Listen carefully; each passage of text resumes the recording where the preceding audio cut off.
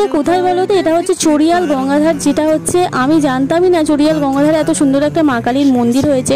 আজকে এসেছিলাম আমি, বর, ননদনন্দায়, আমার বাপের বাড়ির ওই দিকের মানে বাড়ির সামনে দিয়ে গলি দিয়ে গঙ্গাধার দিয়ে হাঁটতে হাঁটতে প্রায় চড়িয়াল গঙ্গাধারে একেবারে এসে পৌঁছে গেছি।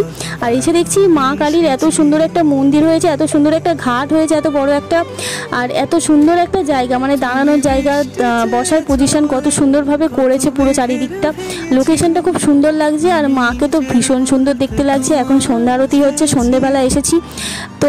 এটা হচ্ছে বজবজ থানা বা চড়িয়াল থানা যাই বলো, এর একেবারেই পাশে, মানে রাস্তার এ মাথা ও মাথা এরকম। আর গাছটা কত সুন্দর দেখতে লাগছে। এখানে বেশ অনেকক্ষণ দাঁড়িয়েছিলাম, অনেকটা হেঁটে হেঁটে আসার পর এখানে একটু ছবি টবি তুলছিলাম, নিজেদের মতন করে সময় কাটাচ্ছিলাম, ভীষণ ভালো লাগলো। শেষে বাড়ি যাওয়ার সময় এই কুলফিওয়ালাটাকে দেখতে পাই। ওরা দুজন নিয়েছিল, মানে আমার বর আর নন্দাই নিয়েছিল কুলফি, আর আমি আর অর্পিতা নিয়েছিলাম গোলা। খেতে খেতে বাড়ি চলে গেলাম, টাটা। কত ভালোবেসেছি।